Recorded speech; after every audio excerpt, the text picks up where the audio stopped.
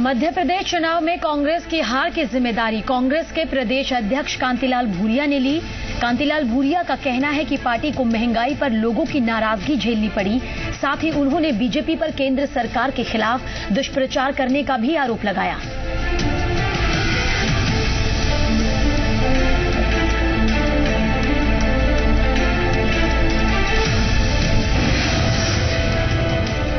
मध्य प्रदेश विधानसभा चुनाव में मिली हार के बाद कांग्रेस में कोहराम मच गया। बुधनी में सीएम शिवराज सिंह चौहान से हारने वाले कांग्रेस प्रत्याशी डॉक्टर महेंद्र सिंह ने हार का ठीकरा पार्टी आलाकमान के सिर फोड़ा। महेंद्र सिंह का कहना है कि शिवराज सिंह चौहान के खिलाफ पार्टी आलाकमान से जो मदद मिलनी चाहिए थी वो नहीं मिली।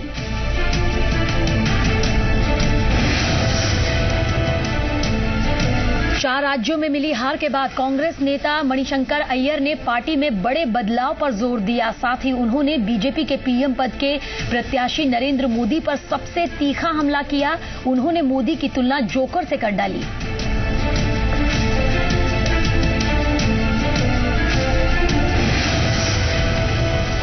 दिल्ली में सरकार बनाने को लेकर संकट बरकरार, सबसे बड़ी पार्टी बनकर उभरी बीजेपी ने साफ कहा कि वो सरकार बनाने का दावा पेश नहीं करेगी। आज डॉक्टर हर्षवर्धन को विधायक दल का नेता चुन लिया गया।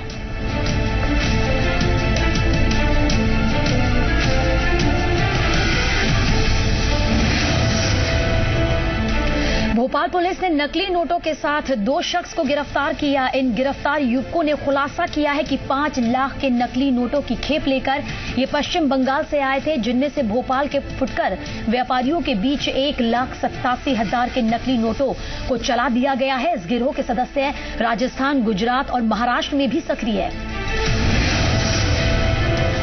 पहले से ही महंगाई से जूझ रहे आम लोगों पर एक और गाज गिरी। केंद्र सरकार ने घरेलू गैस पर डीलर्स को मिलने वाला कमीशन बढ़ा दिया, जिसके बाद सिलेंडर की कीमत में ₹3.46 का इजाफा।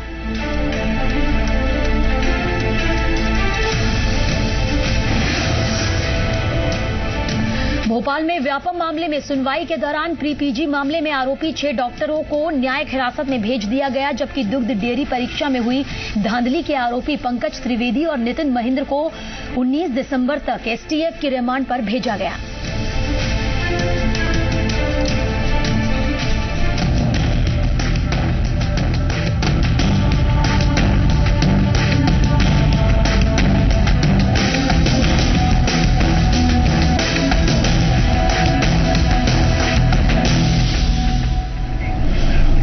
डिबेट एट 8 में आप सभी का स्वागत है। मैं हूं सबीना तामंग। अंदरूनी उठापटक से हार का मुंह देखने वाली कांग्रेस में एक बार फिर घमासान छिड़ गया है। अब हार की जिम्मेदारी को लेकर नेताओं में आरोप प्रत्यारोप शुरू हो गया है। नेताओं में हार की बौखलाहट और निराशा की भी झलक साफ दिखाई दे रही है। हार पर कैसे ठनी रात, ये रिपोर्ट पहले देखिए। बौखलाहट, कौन लेगा जिम्मेदारी, आपस में क्यों भिड़े नेता। मध्य प्रदेश में सिर्फ शिवराज सिंह चौहान की जीत ही नहीं हुई, कांग्रेस का पत्ता साफ हो गया। कई जिलों में तो कांग्रेस का खाता तक नहीं खुला। इसके बाद सवाल उठे कि राष्ट्रीय स्तर के 7 बड़े नेताओं के हाथ कमान होने के बाद भी इतनी करारी हार क्यों मिली। हार की जिम्मेदारी लेने को कोई तैयार नहीं है। कांग्रेस के नेता आपस में ही एक दूसरे को जिम्मेदार ठहराने में जुटे हैं। कांग्रेस में अंदरूनी उठापटक एक बार फिर तेज हो गई है। पार्टी के ही एक नेता ने दिग्विजय को हार का जिम्मेदार ठहरा दिया। हालांकि कांग्रेस का कहना है कि पार्टी की तरफ से किसी को भी जिम्मेदार नहीं ठहराया गया है। मध्य प्रदेश कांग्रेस के ही एक नेता ने बयान दिया एक मीडिया पर ही कि कहीं ना कहीं जो कांग्रेस की हार हुई है मध्य प्रदेश में, उसमें दिग्विजय जी का बहुत बड़ा हाथ है। तो ये कहना गलत है भाई। सभी सामूहिक चुनाव लड़ते हैं, सभी जिम्मेदारी सबकी होती है। किसी एक नेता के ढोलने से काम नहीं चलता है। मैं ये बात नहीं मानता। ठीक है, मैं उस बयान से कतई सहमत नहीं हूँ। ये भाजपा की भाषा है और भाजपा के लोग इस ढंग से आरोप लगाते रहे हैं। मुझे तकलीफ हुई सतव्रत सरी के वरिष्ठ कांग्रेस के नेता ने भाजपा की भाषा को दोहराई है, जो उनके व्यक्तित्व के अनुरूप नहीं है। हमारे सब बड़े नेता हैं और सबने मिलकर के चुनाव लड़ा है। ये ठीक है कि जनता तक हम नहीं पहुंच पाए, इसका ये मतलब नहीं कि हमको आपस में ही एक दूसरे के खिलाफ में बयानबाजी शुरू कर देनी चाहिए। करारी हार पर कांग्रेस की निराशा साफ झलक रही है। कांग्रेस सांसद मणिशंकर अय्यर ने एक कदम आगे बढ़ते हुए कह दिया कि पार्टी में बड़े बदलाव की जरूरत है। I think it's too late for introspection. I think we need a serious revolutionary change in our organization. आरोपों की राजनीति में कांग्रेस के उपाध्यक्ष और दिग्विजय सिंह के भाई लक्ष्मण सिंह भी कूद पड़े। लक्ष्मण सिंह ने इशारों ही इशारों में कह दिया कि हार के लिए टिकट बंटवारे में स्थानीय नेताओं को तवज्जो न देना भी एक वजह है। ऐसा प्रत्याशी दो जिसको सभी स्वीकार करें, और वो तब हम दे सकते हैं जब हम नीचे लोगों से पूछकर निर्णय लेंगे। तो जितना निर्णय हम निचले स्तर पर लेंगे उतना ही पार्टी को लाभ है। बिल्कुल, अगर लोकसभा में हमने कार्यकर्ताओं से पूछ के उम्मीदवार तय किए तो बड़े अच्छे परिणाम आएंगे सर। आखिर हार की जिम्मेदारी कौन ले, इसे लेकर कांग्रेस के नेताओं में गुत्थम गुत्था जारी है। जब गुटबाजी तेज हो गई तो प्रदेश अध्यक्ष कांतिलाल भूरिया ने ये कहकर मामले को शांत कराने की कोशिश की कि वो खुद हार की जिम्मेदारी लेते हैं। आप प्रदेश अध्यक्ष थे, तो प्रदेश में जो करारी हार हुई है उसकी जिम्मेदारी आप लेते हैं? बिल्कुल, हम जिम्मेदारी ले रहे हैं और हम लोग हाईकमान से मिलेंगे और हम अपनी बात रखेंगे और हाईकमान जो आदेश करेंगे उसका हम पालन करेंगे। बिल्कुल। यूं तो कांतिलाल भूरिया ने हार की जिम्मेदारी ले ली, लेकिन ये भी साफ कर दिया कि आला कमान ही आखिरी फैसला लेंगे। हाईकमान समीक्षा करना शुरू कर दी है और समीक्षा के बाद जो भी निर्णय होगा पार्टी उसको शिरोधार्य मानेगी और सभी हम लोग एकजुट होकर आने वाले जो समीक्षा के साथ जो सुधार होगा उस सुधार में हम लोग सब भागीदारी बन के और काम करने के लिए शुरुआत करेंगे।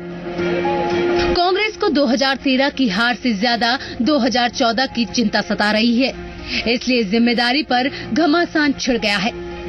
लेकिन इस तरह सार्वजनिक तौर पर जिम्मेदारी की लड़ाई से कांग्रेस को फिर नुकसान हो सकता है। अतुल पाठक के साथ ब्यूरो रिपोर्ट, जी मीडिया।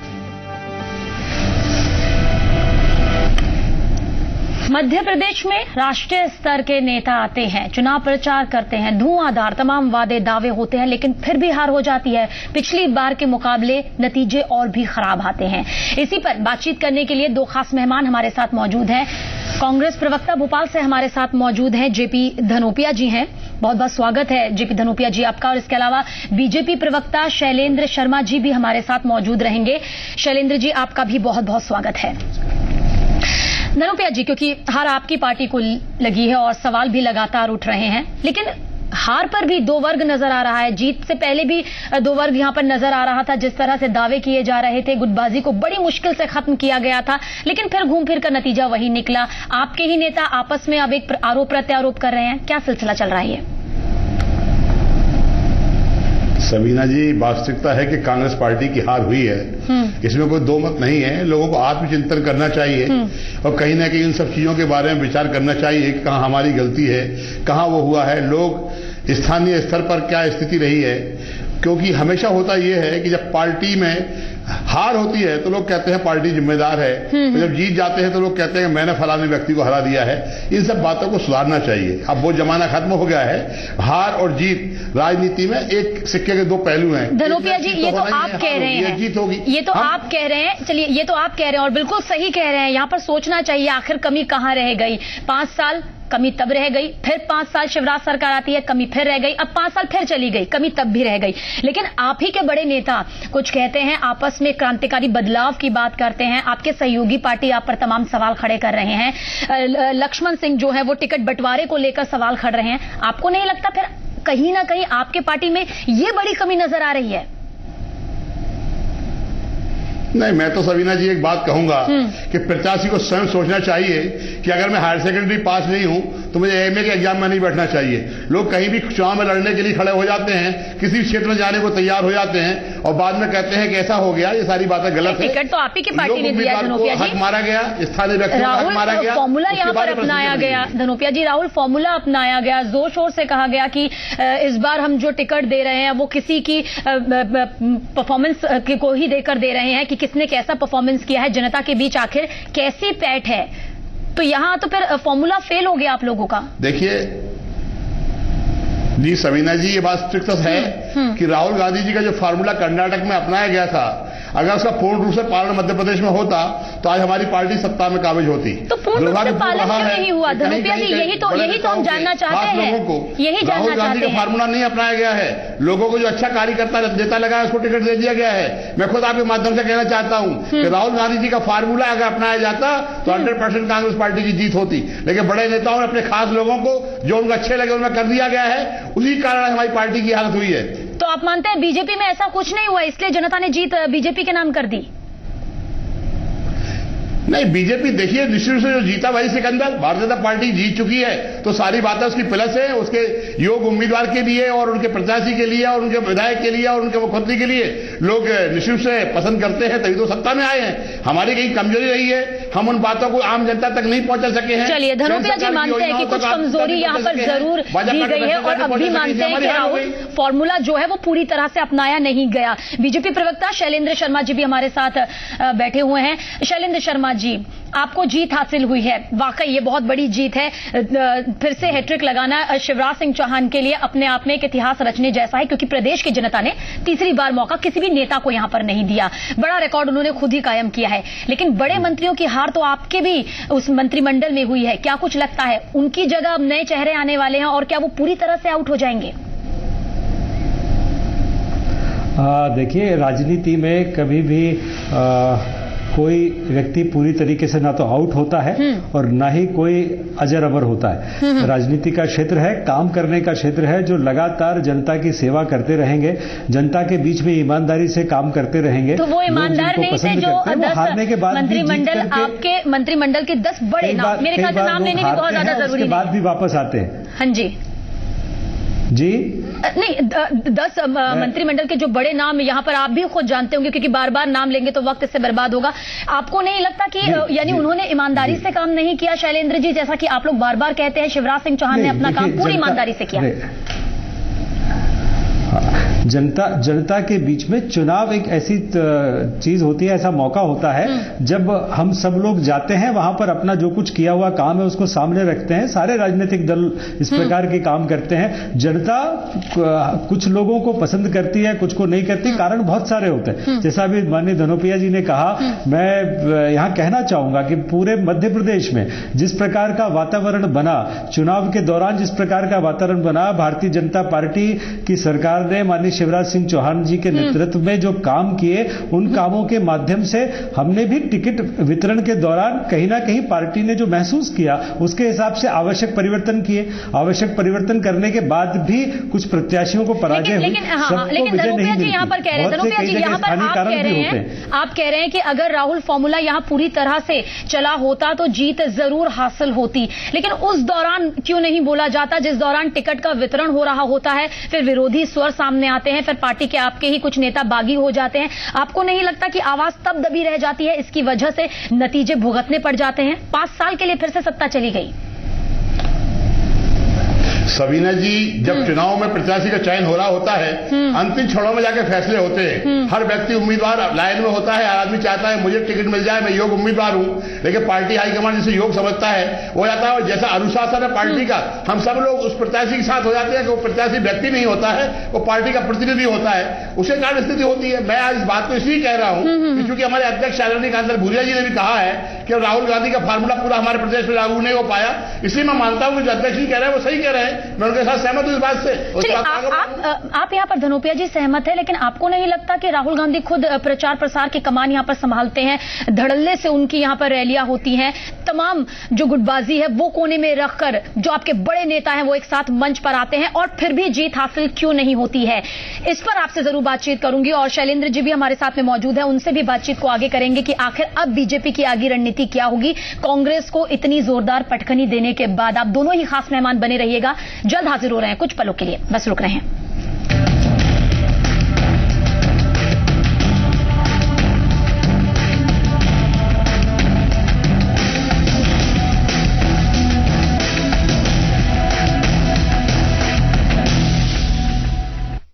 आयोजक है सेरा रिफ्लेक्स माई स्टाइल। करें अपने पैसों का मल्टीप्लाई। SMS करें EPIC 56363 पर। Hero maestro such a boy thing CRI pump, pumping trust world wide, और अमूल बॉडी वार्मर अल्टिमा, पतला है पर गर्मी बहुत है। मस्ती करने को तैयार, शरारत वाली जोड़ी, राइट, साथ करे हर चैप्टर पार। ओ पढ़ाई वाली जोड़ी, रूठना मनाना हर बार। उप्स, लड़ाई वाली जोड़ी, देखे सपने हम दो चार। विश वाली जोड़ी, और ये फ्रेशनेस जोड़ी, 50 ग्राम क्लोजअप टूथपेस्ट और टूथब्रश का जोड़ी पैक सिर्फ 24 रुपए में, ताकि इन जोड़ियों की फ्रेशनेस बरकरार रहे। आपके अपनों को आग से सुरक्षित रखे। मल्टीगार्ड इंसुलेशन वाली लुमिनस वायर्स जो घर को रखे टोटल फायर प्रूफ। लुमिनस, जिस पे देश करे भरोसा। जो भी देखे बस देखता रह जाए, जब त्वचा गुनगुनाए। कोकोनट के गुणों वाला वीनस सोप। अब त्वचा को गुनगुनाने दो। किराए पे कमरा मिलेगा? मॉडर्न किराएदार नहीं चाहिए। नमस्ते। एक हाई क्लास घर। हाय। कोई भी हेयर स्टाइल करो, अगर बाल हो घने और लंबे, इसलिए सनसिल्क थिक एंड लॉन्ग, जिसमें है योगर्ट प्रोटीन, जो बालों को 2 गुना घना बनाए। 2 गुने घने बाल अब 1 रुपए में। अब सनसिल्क के 1 रुपए सैशे पर पाइए 20% एक्स्ट्रा बिल्कुल मुफ्त। ये है उभरता हुआ भारत, इसकी गारंटी कौन लेता है? आसमान को छूती इमारतों में चैन की नींद की गारंटी। जेके लक्ष्मी सीमेंट, मजबूती गारंटीड। नहीं, कुछ गर्म दिखाइए सर्दियों के लिए। सर ये बॉडी वार्मर अल्टिमा है, सबसे गर्म बॉडी वार्मर, इतना पतला। ये लल्लू पतलू में गर्मी कहाँ से मिलेगी? पतला है पर गर्मी बहुत है। कॉटन और स्पेशल फाइबर से बना अमूल बॉडी वार्मर अल्टिमा, पतला है पर गर्मी बहुत है। आज पुरुषों की दौड़ में महिलाओं ने भी थामी कृषि की डोर। SRA टेक्निक के जरिए छत्तीसगढ़ की सुशीला गबेल बनी महिंद्रा समृद्धि कृषि प्रेरणा सम्मान की मिसाल। आपका भी हो सकता है अगला नाम, तो जल्दी कीजिए अपने नामांकन नजदीकी महिंद्रा समृद्धि केंद्र या महिंद्रा ट्रैक्टर डीलर के पास जमा कराएं, या फिर लॉग ऑन करें। नामांकन भरने की तारीख 10 नवंबर से 10 दिसंबर।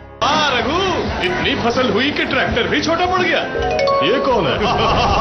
ये है फेम, हमारा सच्चा यार, जो हमारी ख्वाहिशें पूरी करता है। नए तकनीक से तैयार किया गया फेम कम मात्रा में लंबे समय तक करे पौधों की रक्षा, दे ढेर सारी उपज, साथ ऐसा जादू जैसा।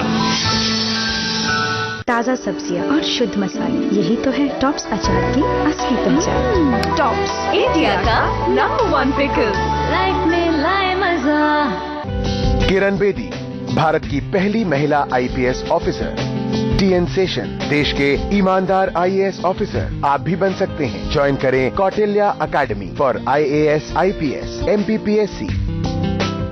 ताजा सब्जियां और शुद्ध मसाले, यही तो है टॉप्स अचार की असली पहचान। टॉप्स, इंडिया का नंबर 1 पिकल। लाइफ में लाए मजा।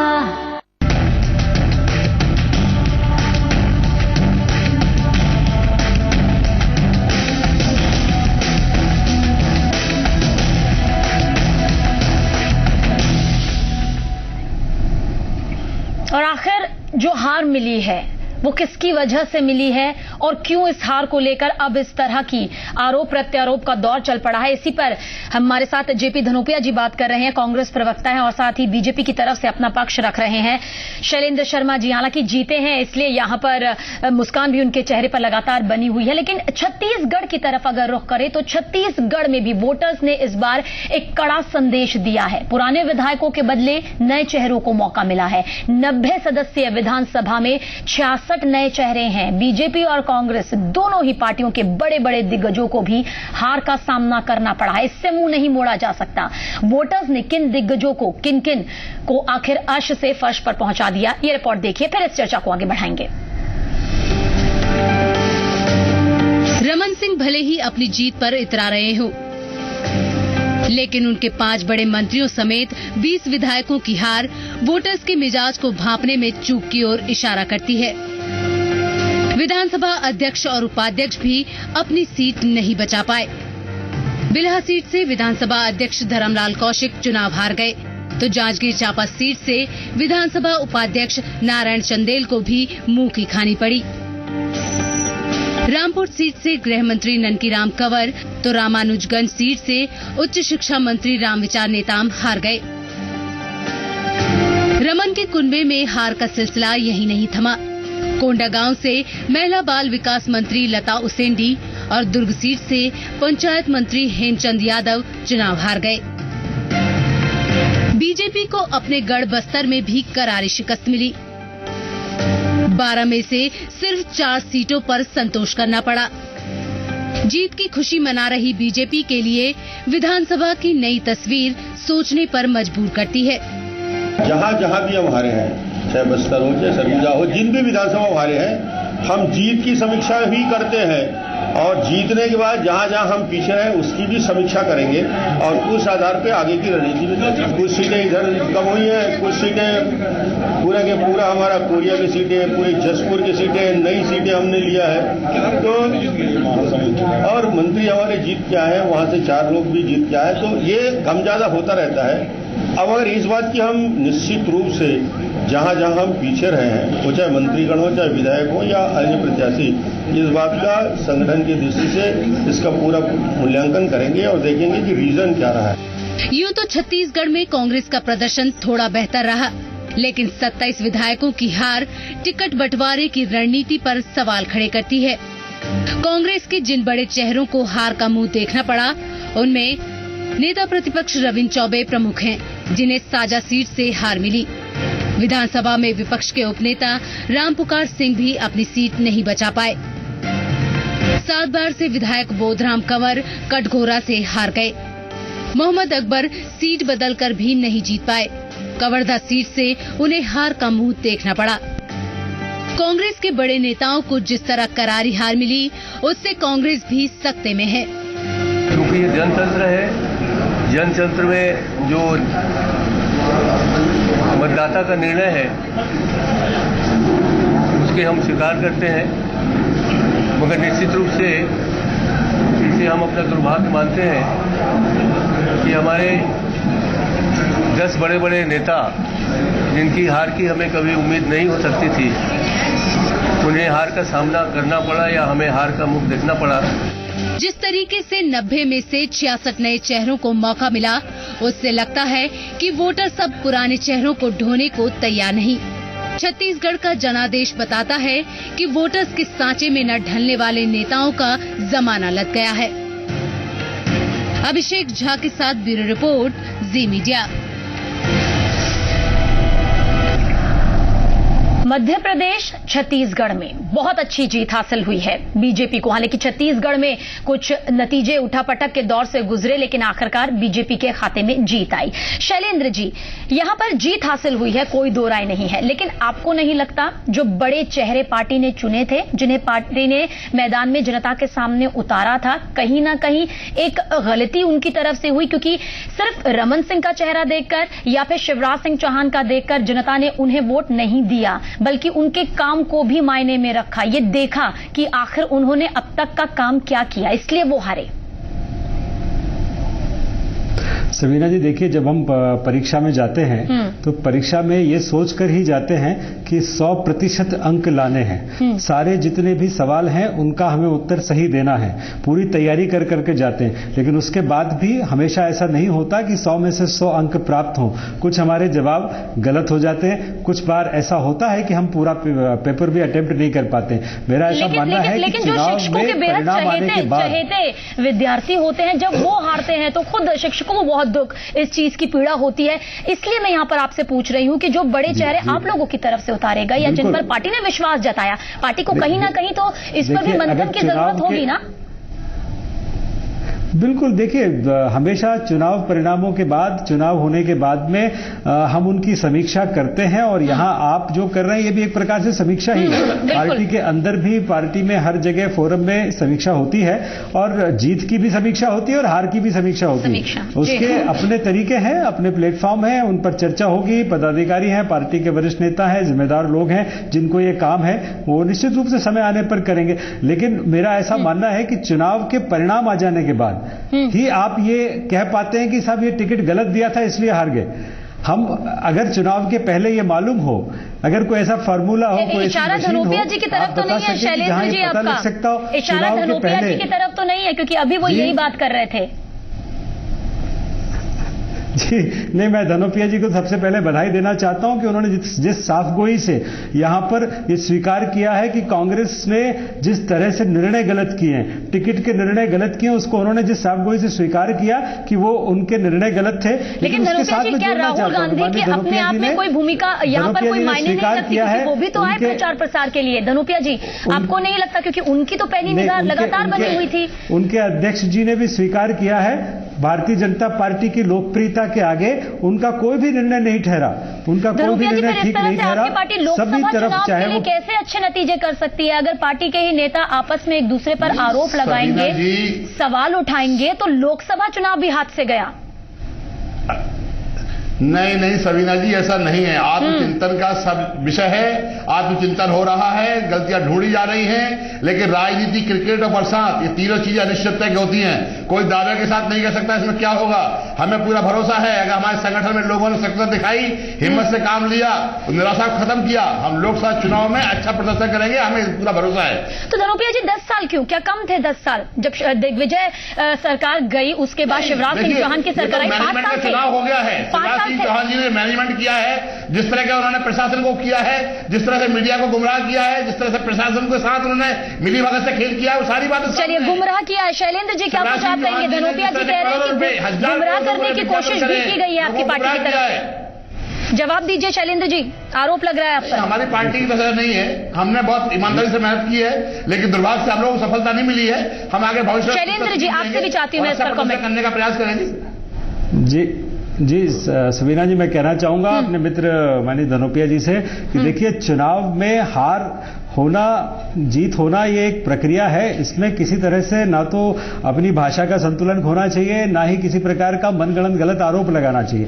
देखिए, जनता ने जो जनादेश दिया है उसका सम्मान कीजिए। ये मध्य प्रदेश की जनता का अपमान है कि आप कहें कि मीडिया से साठगांठ करके, शिवराज जी ने प्रशासन से साठगांठ करके ये चुनाव इतने बहुमत से जीता, ये आप पूरे जनादेश का अपमान कर रहे हैं। मीडिया, ईमानदार मीडिया का अपमान, आप मीडिया की ईमानदारी का अपमान कर रहे हैं, आप प्रशासन की ईमानदारी का अपमान कर रहे हैं। चलिए, और सच्चाई यही है कि जनता का यही फैसला था कि शिवराज सरकार एक बार फिर से सत्ता में आए और कांग्रेस का जो सत्ता का सूखा था वो फिलहाल अभी खत्म ना हो। लेकिन लोकसभा चुनाव भी पास में है, ऐसे में दोनों ही पार्टियां, कोई दो राय नहीं, और ज्यादा सतर्क आने वाले वक्त के लिए जरूर होगी, क्योंकि एक मौका और होगा आपकी पार्टी के पास। फिलहाल शुक्रिया शैलेंद्र जी, माफ कीजिएगा, वक्त की कमी है इसलिए आपको यहां पर रोक रही हूं। और धनोपिया जी, आपने भी अपनी बात बेबाकी से रखी, लेकिन जाते जाते ये कह गए कि कहीं ना कहीं शिवराज सिंह चौहान ने मीठी बोली से मीडिया को गुमराह किया और साथ ही जनता को गुमराह करने की कोशिश की। लेकिन जीत है, माननी तो पड़ेगी ही। फिलहाल हमारी इस खास पेशकश में इतना ही। मुझे दे इजाजत, नमस्कार।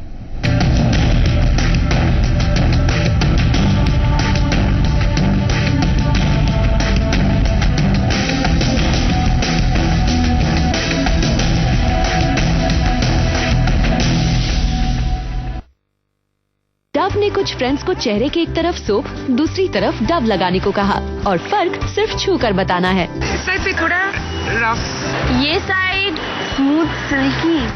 आई थिंक ये साइड डव है। This side is Dove. This is so soft. Dove try कीजिए और फर्क खुद देखिए। डव के साथ सिर्फ तारीफ ही नहीं, वैसलीन भी मुफ्त पाएं।